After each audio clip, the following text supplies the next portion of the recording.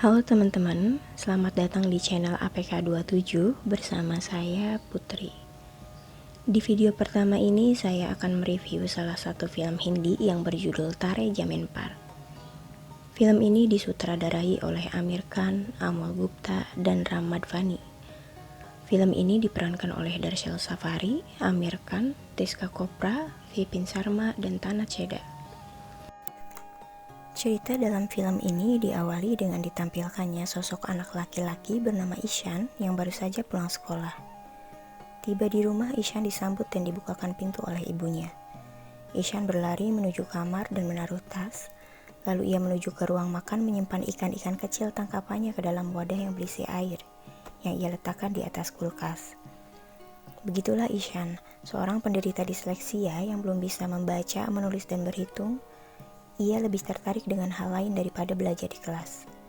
Ishan selalu mendapatkan nilai terendah di kelasnya, dan ia sering dimarahi oleh guru-gurunya karena ia dianggap bodoh. Meskipun Ishan belum bisa membaca, menulis, dan berhitung, Ishan sangat menyukai seni gambar.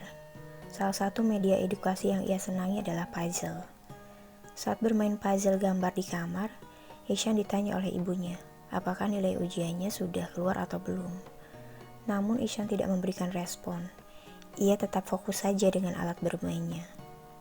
Tak lama kemudian, bel pun berbunyi.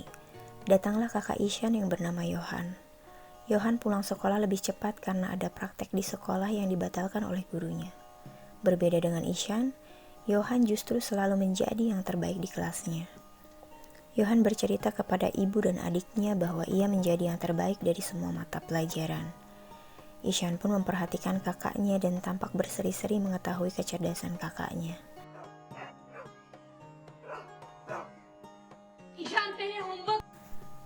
Tiba-tiba terdengar suara anjing. Ishan langsung berlari keluar tanpa mengganti baju seragamnya terlebih dahulu. Ishan menghampiri 2 ekor anjing itu dan dibersihkannya telinga anjing-anjing itu. Teman-teman Ishan lainnya juga sedang bermain bola tepat di dekat Ishan. Saat bola terjatuh di dekat Ishan, teman-teman Ishan menyuruh Ishan untuk mengambilkan bola itu. Ishan mengambilkan bola itu tapi kemudian tidak sengaja melemparkannya ke arah lain. Salah satu teman Ishan yang bernama Ranjit, ia marah dan memanggil Ishan dengan sebutan idiot.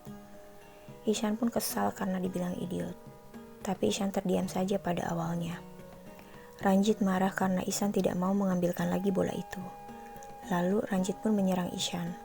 Mereka pun pada akhirnya berkelahi. Teman-teman lainnya malah mendukung Ranjit untuk terus memukuli Ishan. Kemudian Ishan berlari ke atas gedung. Ishan bertanya-tanya mengapa tidak ada satupun yang membelanya. Ishan pun menangis dan menahan kesal.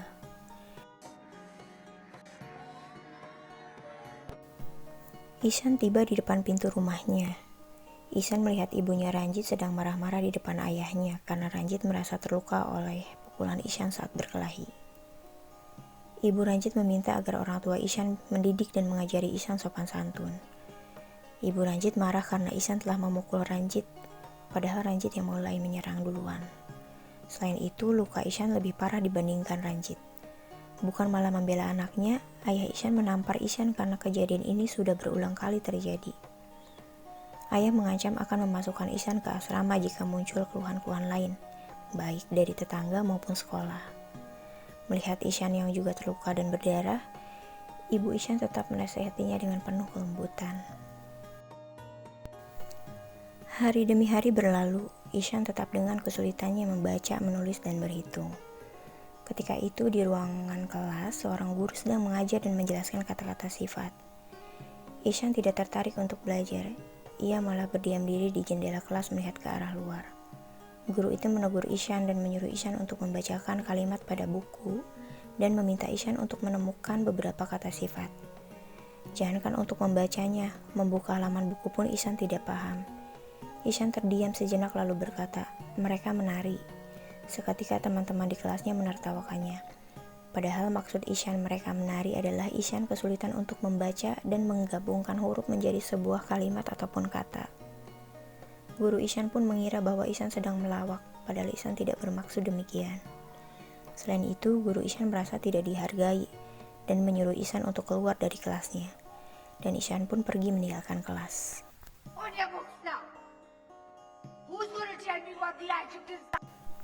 Entah sudah hukuman yang keberapa di sekolahnya, Ishan dikeluarkan dari kelas.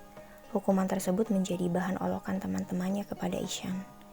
Ishan lalu pergi meninggalkan sekolah. Ia pun menikmati hal-hal lain yang ada di luar.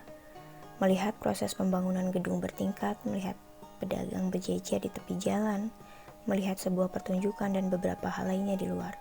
Semua itu lebih menyenangkan bagi Ishan daripada harus duduk mengikuti pelajaran di dalam kelas. Menikmati pemandangan dari dalam bus, melihat burung-burung berterbangan, memberikan suasana hatinya menjadi lebih hidup dan bersemangat lagi.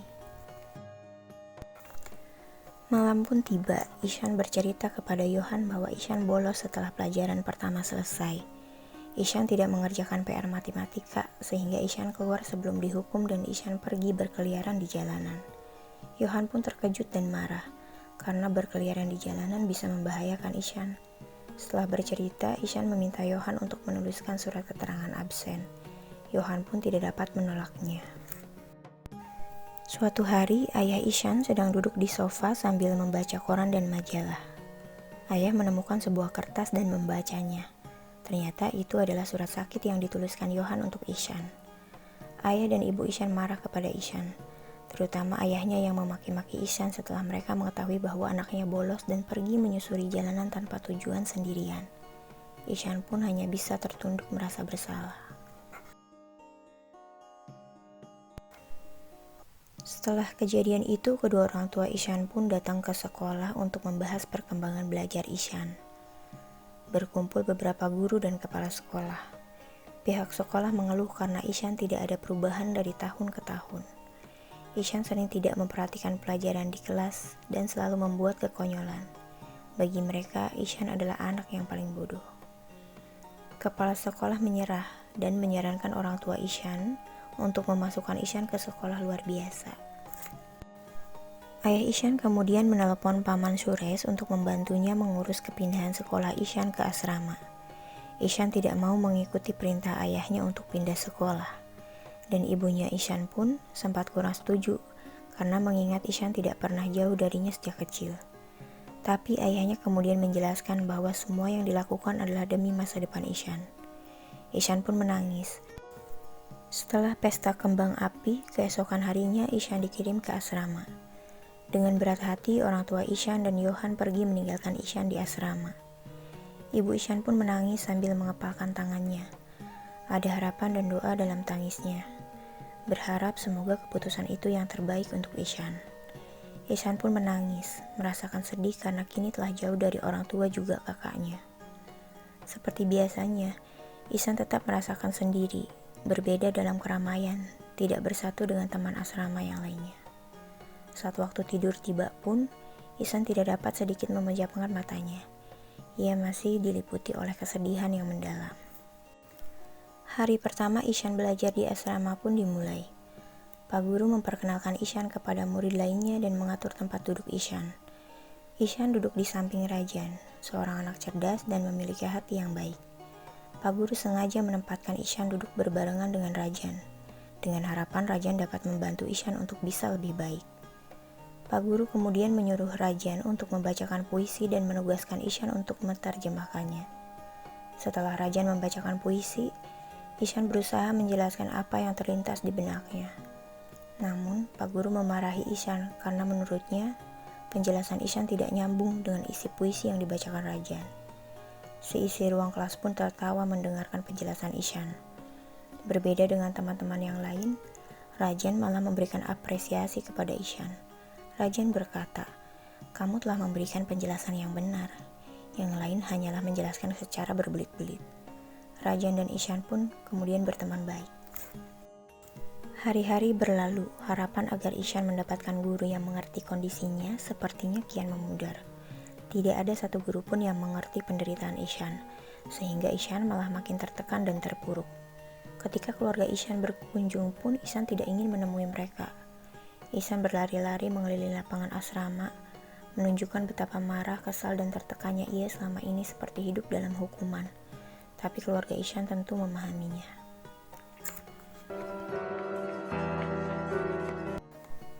Setelah melewati beberapa rintangan, tiba-tiba guru seni Ishan yang lama pindah ke New Zealand.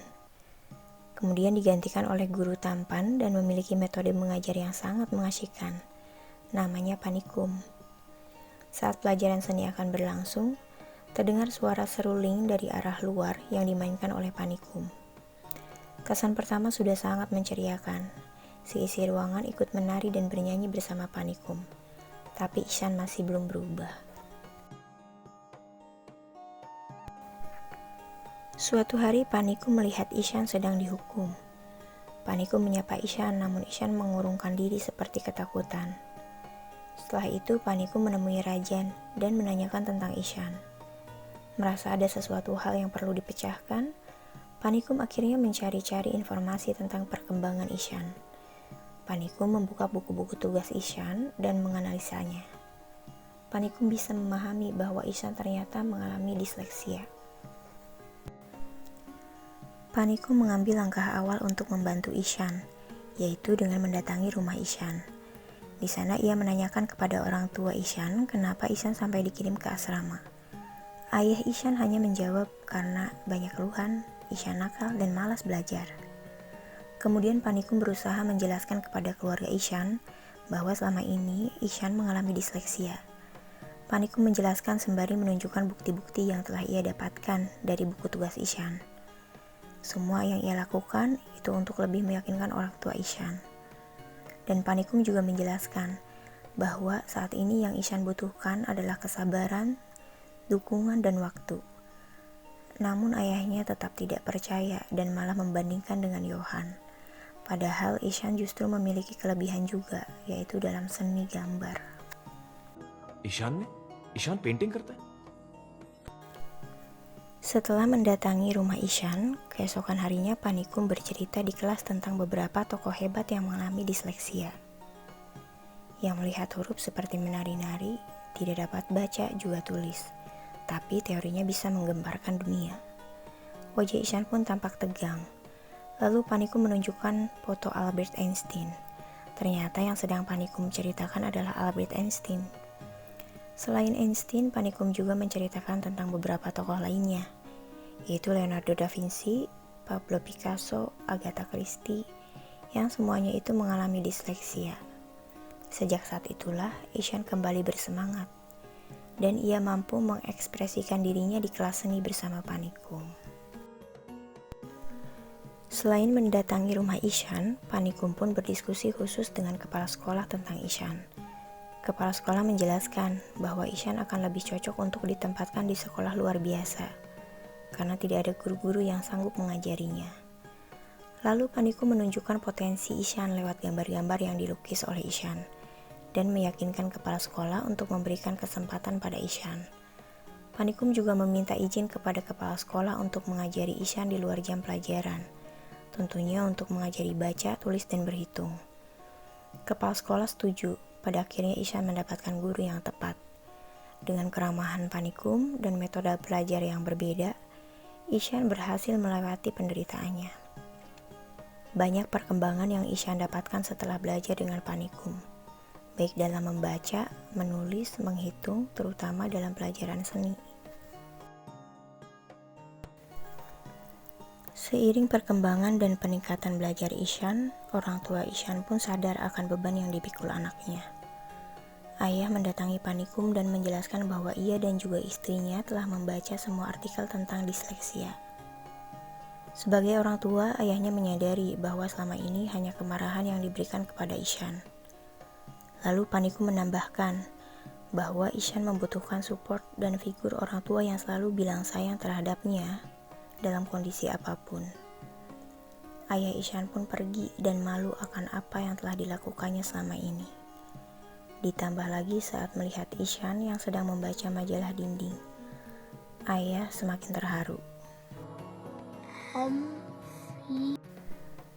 Kini Ishan mulai tumbuh normal. Ia terbebas dari hukuman. Sampai suatu hari ada momen lomba melukis di sekolahnya. Semua dapat mengikuti lomba tersebut termasuk Panikum dan juga Ishan. Panikum mencari Ishan karena perlombaan sebentar lagi akan dimulai. Rupanya Ishan pergi ke kolam saat waktu masih subuh untuk mencari inspirasi. Saat perlombaan dimulai, Ishan pun datang. Lalu Ishan memproyeksikan apa yang dilihatnya sejak subuh tadi ke dalam lukisan yang sangat indah. Dan pada akhirnya Ishan pun menjadi pemenangnya. Semua orang yang hadir memberikan tepuk tangan kepada Ishan. Itulah alur cerita film Tare Jamenpar. Salah satu film yang sangat inspiratif dan memiliki moral value yang tinggi. Pesan yang dapat kita ambil dari film ini yaitu betapa pentingnya peran kedua orang tua dan guru dalam tumbuh kembang anaknya. Dan setiap anak tentunya perlu mendapatkan treatment yang berbeda sesuai potensi dan kelebihannya masing-masing. Terima kasih sudah menyimak ceritanya. Sehat selalu teman-teman, dan sampai jumpa di video berikutnya.